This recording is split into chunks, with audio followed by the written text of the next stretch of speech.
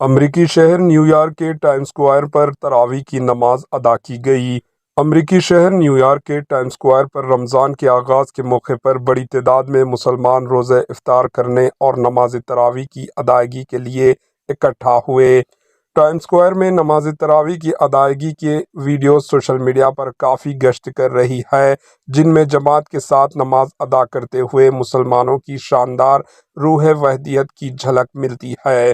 نماز تراویح کے دوران متعدد افراد نے فلسطینی بہن بھائیوں کے ساتھ یکجہتی کے اظہار کے لیے فلسطینی پرچم کے سرخ، سفید، سبز اور سیاہ رنگ والی ٹوپیاں پہنی اور فلسطینی مذمت کی علامت کے طور پر کوفیہ کا استعمال کیا۔